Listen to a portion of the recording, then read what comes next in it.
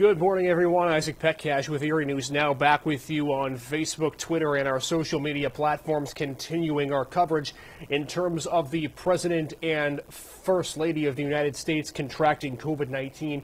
Just hours ago, it was announced this morning, and so now we're continuing to get reaction on social media. We let you know in the last update all what's going on right now, but we are getting a couple of more major announcements and more support for the president, including two big leaders overseas. That includes Russian President Vladimir Putin and German Chancellor Angela Merkel. Let's take a look at what they said here. Per a release here on CNN, President Putin sending this telegram wishing the couple a speedy recovery. It reads, quote, "I am sure that that your inherent vitality, good spirits, and optimism will help you cope with the dangerous virus." That, of course, is according to a Kremlin readout of this telegram. Looking down the list, German Chancellor Angela Merkel saying, quote, "Her best wishes to Donald and Melania Trump. I hope that you will get over the coronavirus infection and will soon be completely healthy again." That's including to a spokesperson. So we're seeing now continuous foreign leaders sending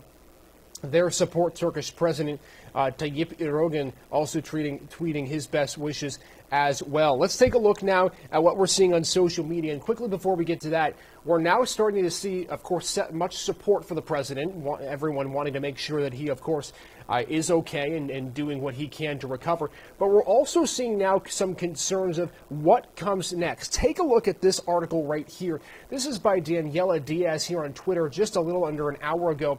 The article talking about how at 74 years old and the potential for obesity, Trump falls into the highest risk category from serious complications from the disease. And if you take a look at this article right here, the Guardian is reporting it, but this has been a feed for the last few minutes here.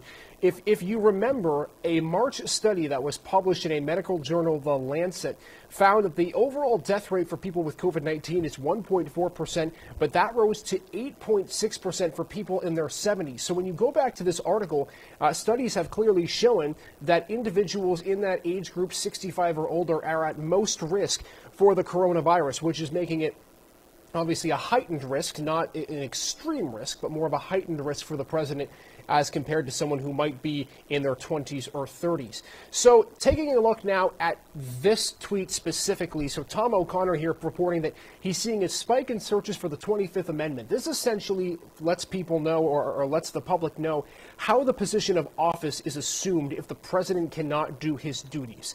So the president would have to send in a letter exclaiming that he can no longer do his duties as president for the time being.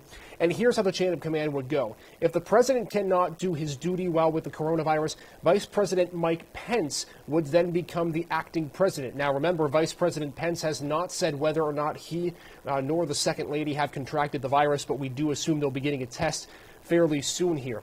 After that, it would be House Speaker Nancy Pelosi. Let's just say the president and vice president are unable to do their duties with COVID. They're experiencing some symptoms. Maybe they're sick. Again, this is all hyperbole here. I'm hypothesizing, but this is what would happen: is that the House Speaker Nancy Pelosi would then become the acting president. From there, it goes to Senate President pro tempore Chuck Grassley and then Secretary of State Mike Pompeo. It is important to note that Secretary of State Pompeo, who's just announced, did test negative for the coronavirus. So we're starting to see many of the members of President Trump's staff, the people close to him, have been testing now this morning. Secretary Pompeo and Treasury Secretary Mnuchin both testing negative, according to reports for COVID this morning. And again, this is only 6:30 in the morning, so we still have plenty of time to talk about this here. But obviously, as we look right now, plenty of things to consider as we move on here. Still waiting to hear back from former Vice President and presidential challenger Joe Biden. He, of course, is expected to release a statement soon. We're not sure when that will be, but we do expect it to be fairly soon. So again, we'll keep you updated here on Facebook, Twitter, social media, and Erie News Now Sunrise. Tune into that right now. We have live coverage across our morning shows on Erie News Now Sunrise with everything you need to know. Myself, Matt Knadler, will be in, our Washington, D.C. correspondent, as well as Dr. Becky Dawson, epidemiologist and Erie News Now contributor at Allegheny College. So all that's on the way on Erie News Now Sunrise. Tune in still to social media for all the latest breaking news and information. For now, everyone, though, this has been your latest update on the President and First Lady testing positive for COVID. We'll have more in just a bit.